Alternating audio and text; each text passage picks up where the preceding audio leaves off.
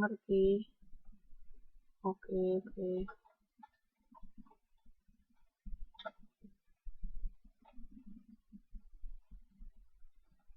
Neraca lajur itu bukan diambil dari beberapa laporan. Justru dari neraca lajur itu nanti kita bisa bikin laporan laba rugi sama neraca.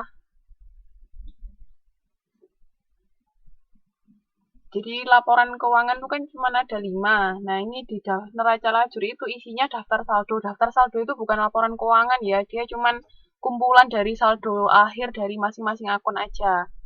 Terus kalau jurnal penyesuaian itu berarti kita melakukan penyesuaian terhadap akun-akun tertentu atau transaksi tertentu. Nah setelah itu kan ada yang namanya daftar saldo setelah penyesuaian. Itu berarti benar-benar daftar saldo akhir yang sudah siap yang bisa kita bikin buat laporan laba rugi sama neraca.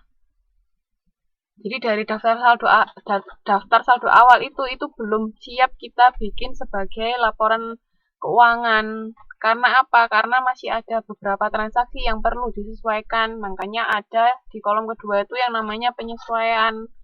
Nah, setelah adanya penyesuaian, itu baru kita punya yang namanya daftar saldo setelah penyesuaian. Nah, daftar saldo setelah penyesuaian ini yang sudah siap untuk dibikin laporan laba rugi sama neraca. Paham sampai sini, Mbak-mbak, Mas-mas?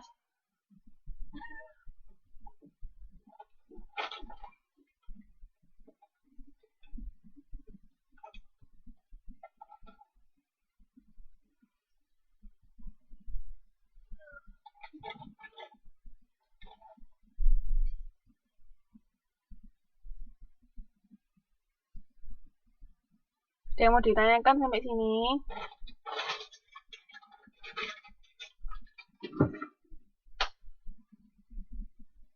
Ada yang mau ditanyakan?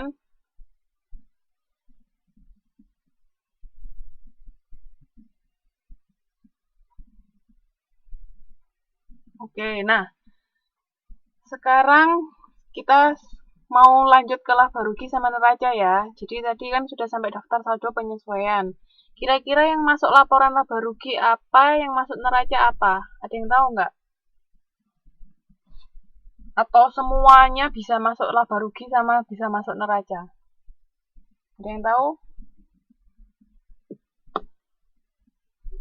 Yang masuk ke laporan laba rugi itu apa, yang masuk ke neraca apa? Atau bisa semuanya masuk ke dua-duanya?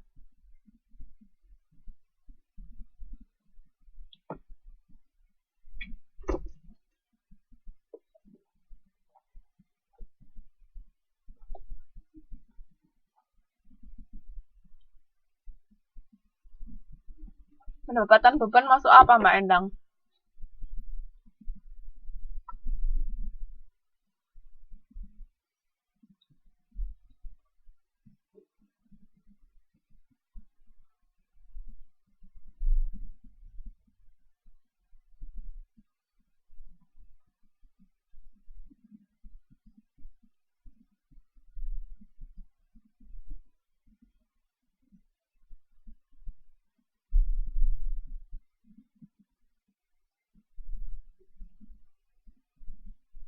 Ada lagi yang mau jawab? Oke. Mbak Endang benar. Jadi yang masuk ke kolom laba rugi cuman akun pendapatan sama beban. Karena apa? Masih ingat kan laporan laba rugi itu isinya cuman pendapatan sama beban. Jangan lupa. Oke. Jadi dari daftar saldo setelah penyesuaian itu kan ada total semua akun kan. Yang dimasukkan ke laporan laba rugi cuman akun-akun pendapatan sama beban. Sisanya selain pendapatan sama beban, mereka masuk ke neraca. Paham ya? Jadi jangan lupa, akun-akun yang bisa masuk ke kolom laba rugi cuman pendapatan sama beban. Selain pendapatan sama beban, mereka masuk ke kolom neraca. Sampai sini paham?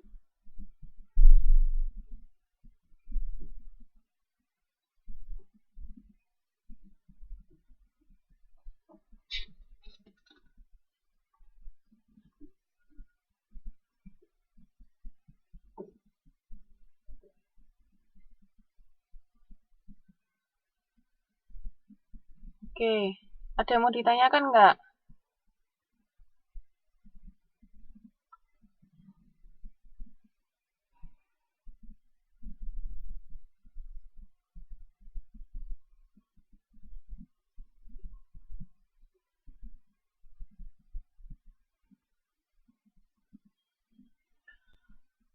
Sekarang saya tanya, kalau nggak ada yang mau tanya.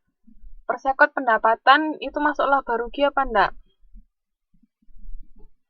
Persekot pendapatan atau pendapatan diterima di muka itu masuk laba rugi apa enggak?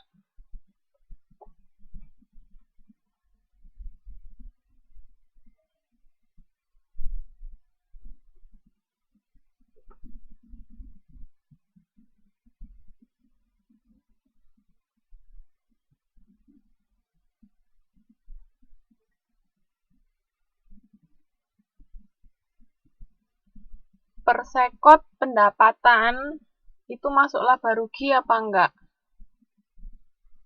Persekot pendapatan. Kalau enggak masuk alasannya kenapa? Kalau masuk alasannya kenapa?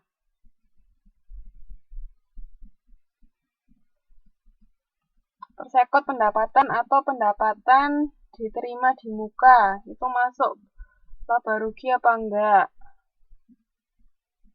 Kalau masuk, kenapa? Kalau nggak masuk, kenapa?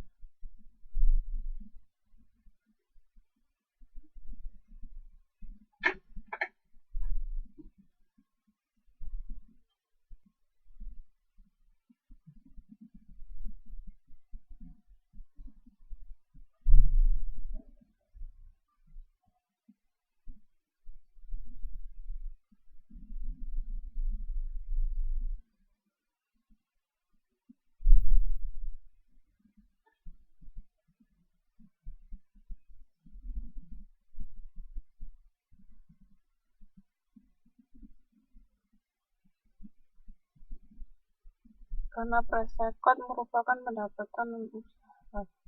Yang lain, demokrasi. Oke, saya tampung dulu ya Mbak Juwita ya. Yang lain, yuk, pendapatnya kenapa, alasannya apa? Kenapa kok masuk, kenapa kok nggak masuk?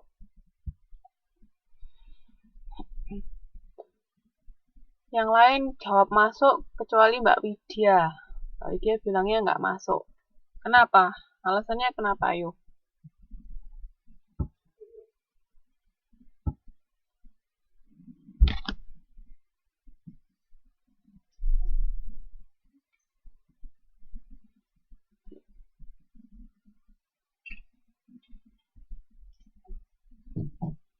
Mbak Juwita bilang nggak masuk, alasannya itu.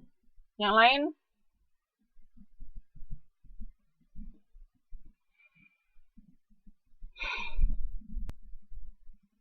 Masuk karena sudah diterima di muka. Yang lain? Karena itu termasuk pendapatan walaupun belum akhir periode. Yang lain lagi? Dia mau jawab lagi? Alasannya kenapa?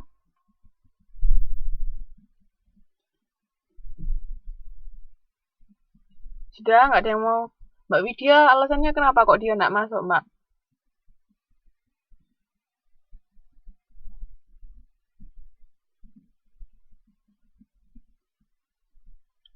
Kemarin ini saya bahas loh, persekot pendapatan itu masuk laba rugi apa enggak.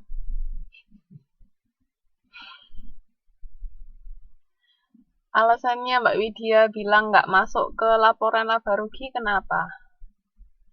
Persekot pendapatan.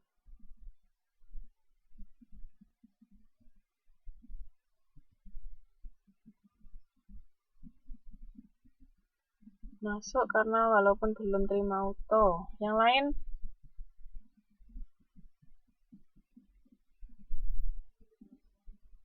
Persekot masuk kredit sebagai pendapatan. Mbak Widya, alasannya kenapa Mbak Widya?